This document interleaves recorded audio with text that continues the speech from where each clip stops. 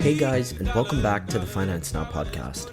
This podcast is purely for informational and educational purposes, and it's my way of sharing my knowledge, research, and opinions with you.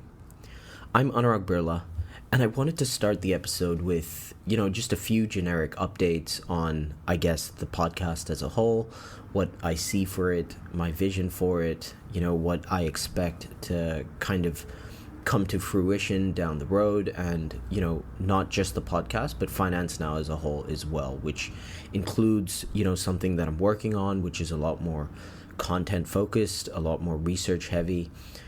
But I did want to say that I know the consistency has not been there. During my master's, it has been tough to kind of stay on top of things and be as consistent as I would have liked. I think my internship during the summer, where I was at a hedge fund here in Singapore, also caused for quite a busy schedule.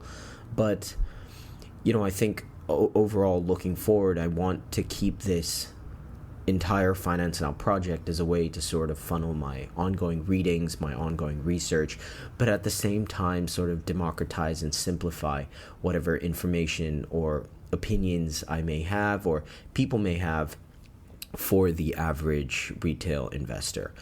Now, with that said, I will be launching my website sometime soon, right, where it will be like a one-stop shop for everything. You'll be able to hear the podcast come there for some book recommendations, some other tools where I will, tie up with some companies and market some of their products, and, at the same time simultaneously work on other content, as I mentioned, something that I like to call Invest Now.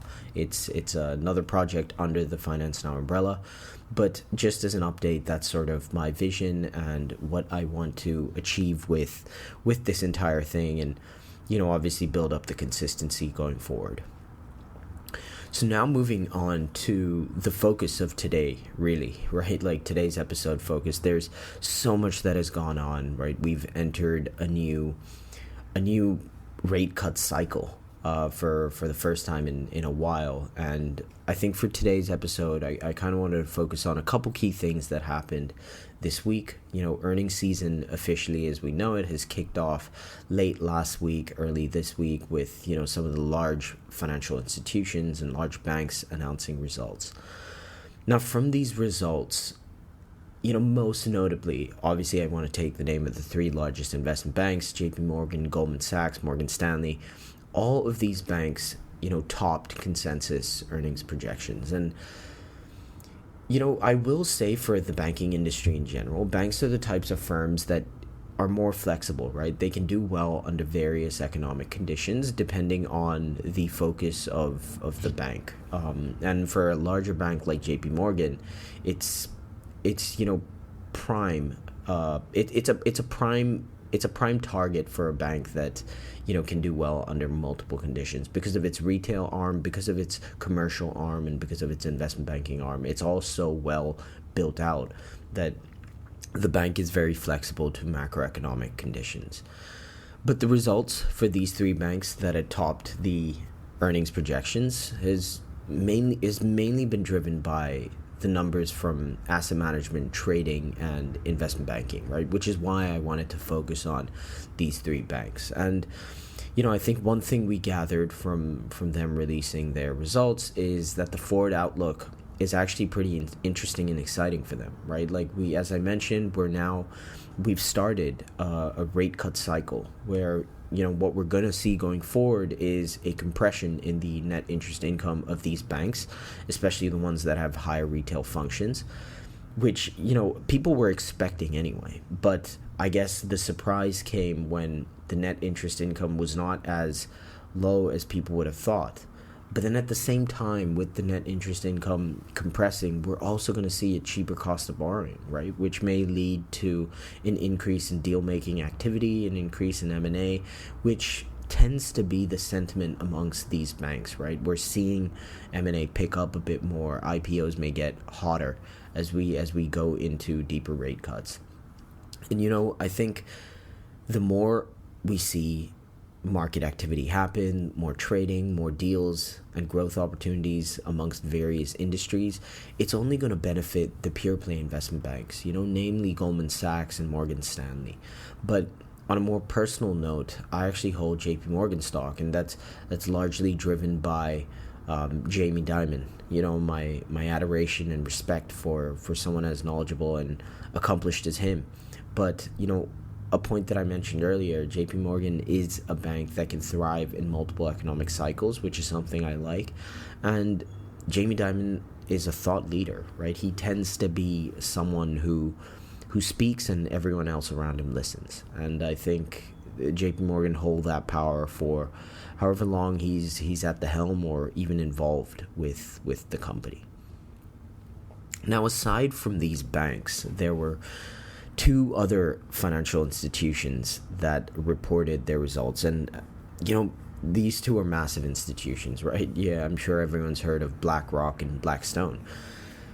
Now, with focusing a bit on BlackRock, so BlackRock, they've been doing exceptionally well, as it seems.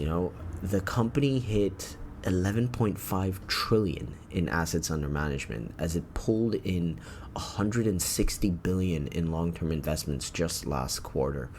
Now, the breakdown of that 160 was 97 billion to ETFs and 63 billion to fixed income.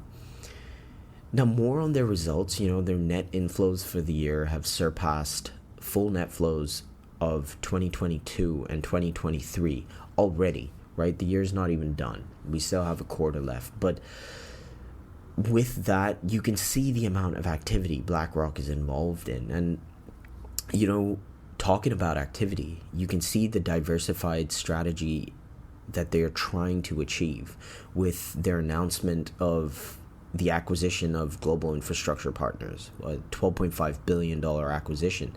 And that's a deal that added, over $100 billion in private market assets to BlackRock's name, right? And on top of that, they're in the process of closing the acquisition of Preqin, the private markets data company.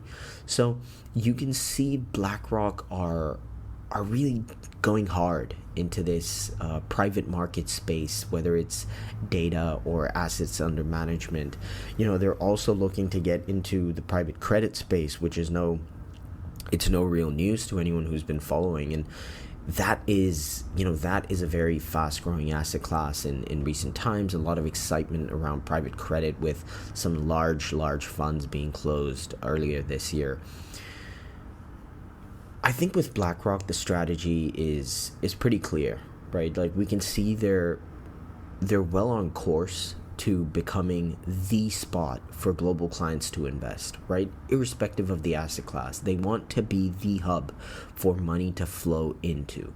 And I think with the 11.5 trillion number being touched, right, we can see that's worked. And I think the way the company's operating, the way the company's been run, the decisions that the company makes in terms of strategic divergence is something that's only to be admired. And I think BlackRock has definitely succeeded, and hopefully will continue to succeed in returning value to investors. Now, moving on to Blackstone. Blackstone is another company that beat estimates. Another asset manager in the same fashion that BlackRock is sort of an asset manager. But Blackstone, I guess, focuses more on your private equity side of things, your deal-making side of things, your real estate side of things, right? So Blackstone is another company that beat estimates. But I think the reasons behind this sort of touches on the similar points that, were mentioned with the investment banks, right? The rise in deal-making activity. So for Blackstone, it was, for them, the highest amount deployed in over 2 years, which was 54 billion. And I think for them, fundraising has been a bright spark this year compared to last. And that's, again, I think a lot of it could be attributed to the expectations surrounding lowering of interest rates, right? And I think it made for a much more effective fundraise with rate cuts coming into play. And I think their activity is also increased, right? I guess one of the most notable acquisitions in the quarter was AirTrunk. Everyone's looking at infrastructure, right? Everyone's looking at AI and data centers, and AirTrunk is is an Australian company that builds and operates data centers within the Asia Pacific and Japan region. And these data centers are specifically for cloud and AI, which is, exactly where the market excitement has been. So this acquisition was huge for Blackstone, and I think it kind of sums up where they are strategically and how they're doing. Right. So in summary, I guess for all these financial institutions, the outlook for deal making, the outlook for IPOs, M&A activity, it all looks more positive. And alongside that, private credit and infrastructure remain of incredibly high interest. So I think those are two nice points to sort of frame around these results, and something nice to think about, I think, going forward into the fourth quarter. Now, moving on to the second sort of story that I wanted to cover was earnings of arguably one of the most important companies. I know a lot of people are going to say the most important company is NVIDIA, but at the same time, NVIDIA is dependent on another company. So I'm actually going to argue this company is one of the most important companies, if not the most important company, whether it's strategically, technologically, or even politically. So Taiwan Semiconductor, right? So TSMC is, they reported earnings earlier this week, or later this week, on Thursday, and they had an earnings beat. It was a very, very impressive earnings beat, and I think the main driver was the rosy outlook on AI demand, right? Shares were up, I think, during trading hours about 11% at some point on Thursday. And, I think we always shuffle back and forth on this question as investors, right? Like, has the demand for AI reached its tipping point? Is it going to slow down from here? How long can it sustain? And it's a question that keeps everyone on their toes. And I think these results from TSMC sort of send a shockwave of responses home, right, for everyone to sort of understand that, hey, look, the demand is very much here to stay for a while. They reported a 54% jump in quarterly profit and raised revenue forecast for the year. This is a classic beat and raise. It's something everybody loves. And not just did they raise revenue forecast for the year, but they also mentioned that the next 5 years of demand would be healthy for the firm, which is a very, very bold claim. And you're allowing investors to price in a lot of growth and success into the company. So I think for management to come out and say something like that, it takes a lot of confidence in the demand for AI. Now, with that, of course, there's no success story without a bit of drama, right? So TSMC are under probe by the US government to see whether the company has been supplying chips to Huawei, which is a Chinese company. And, honestly, if you ask me, this seems like it's just noise, right? It's a whole lot of noise surrounding tech, AI, right before the election to make it seem like the government is busy doing something, cracking down on big tech, sticking it to the big man. And to be honest, it's, as I said, it's just noise, right? I'm not going to pay too much attention to it. I think, TSMC have very good relationships with companies like NVIDIA, Apple, and I just don't see them, completely going against kind of agreements that have previously been formed. Now, moving beyond like TSMC as a company themselves, right? But when you see TSMC say that demand is that high, of course it's going to impact the rest of the industry, right? Namely NVIDIA, who's one of their largest customers, and everyone knows how great their dynamic and relationship is, right? NVIDIA stock is also expected to drive up based on this demand, right? And that's exactly what happened. NVIDIA at some point touched 140, 139-ish, the 3.4 trillion mark that they had previously touched. And, I think it's one of those questions that makes it very tricky. Valuations are very, very lofty in AI, but I think the bigger question to ask is whether these are justified. These lofty valuations are justified, and how long can this demand sustain, right? And that's exactly what I mentioned a bit earlier. The market has been going back and forth on this one, right? Even if my thesis is, even if demand may sustain, I think another question to really think about is, how long will it take for companies to actually monetize all their capital expenditure? And I think, going into the next weeks, big tech are going to announce earnings, and we're going to see or get an understanding of what their strategy is in terms of building out, all these data centers, building out all these infrastructure related facilities surrounding computational power in order to drive AI and all these LLMs. But we're also going to see a roadmap, hopefully at least, of how this is going to start to monetize and really benefit these software providers. And I think, CapEx may slow down if the monetization ability is going to take much longer than expected, right? And if CapEx slows down, the demand for these chips, for NVIDIA chips, is going to slow down. And if demand for NVIDIA chips slow down, obviously TSMC is going to have somewhat less work, less demand.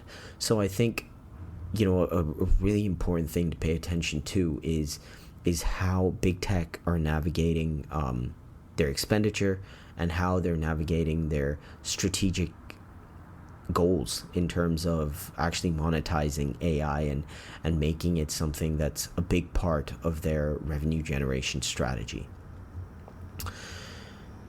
Now, talking about chips and capital expenditure and computational power, and thinking about all those things, I think, all things related and required for AI sort of leads us down this path of exploring what's required in order for all of this to be achieved, right? Like, how do we generate the kind of computational power that will allow AI to thrive and grow at the rate that we expect it to? And the thing that would come to most people's mind is energy, right? And something we've seen this week, actually, something very interesting, is a rise in interest for nuclear companies, and specifically the small modular reactor companies, right? We saw 2 deals that were announced, right? Google announced a deal with Kairos, and Amazon announced a deal with Dominion Energy to build small modular reactors in order to help power these data centers in a much more efficient and both, I guess, time efficient and cost efficient manner. So we can already see these big tech companies exploring avenues to lower their costs, right? Like operating expenses. Sure, their initial outlay would be much higher in terms of building these small modular reactors, but their operating cost is going to be lower. And we can see them thinking and being cost conscious, which again ties back into that question that I was asking, for how long can this, CapEx bleed go on for?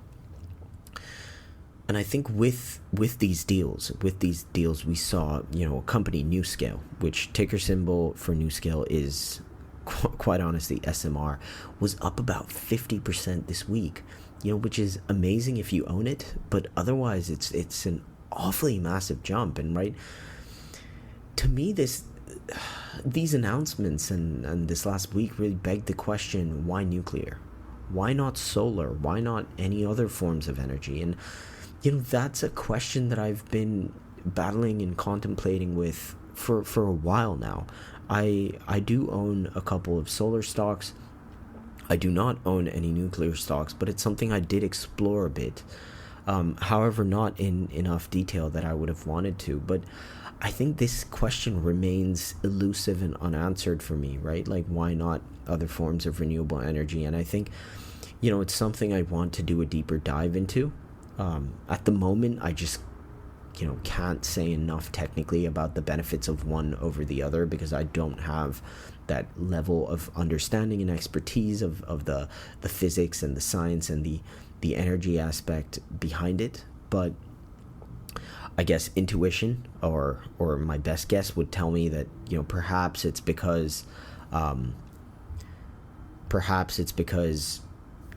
small modular reactors can provide a stable 24/7 source of energy, whereas solar is reliant on the sun for it to be able to charge, and then they would require supplementary battery storage, which would help them power data centers over the night. And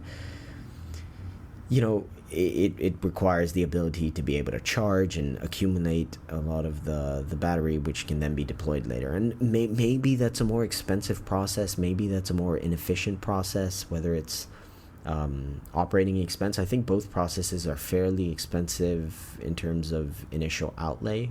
Perhaps even nuclear is more expensive in their initial outlay, but I think over a longer time frame, what the consensus is within the market, or at least what I think from the very little reading that I've done, is that nuclear is more cost effective in terms of operating. But I think, again, I wanted to explore this question, and I think I'm going to work on something that will allow me to sort of get a deeper understanding, and I'll probably publish this as one of my first content pieces under the Invest Now umbrella that I was talking about earlier.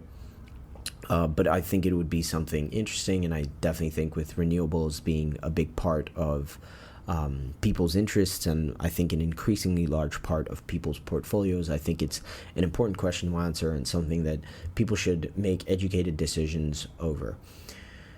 Right, so that sort of wraps up the episode today. Again, I want to thank everybody for the patience that they have exercised and the understanding that has been displayed in terms of my lack of consistency.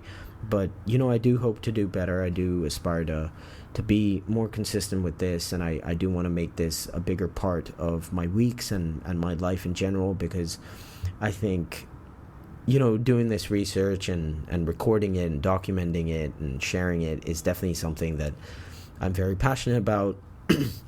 Definitely something I feel people should have exposure to, and I love sharing my opinions when it comes to things I'm passionate about. So with that, I will leave you with this episode. And again, just before I leave, I'd like to remind everyone that none of this is investment advice, right? It's simply for entertainment, educational, and informational purposes. So please do your own research before making any investment decisions. Please, I do not want to be liable for any faulty investments, as none of this is any sort of investment advice.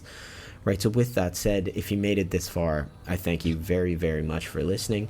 Once again, I'm Anurag Birla, and this is the Finance Now podcast.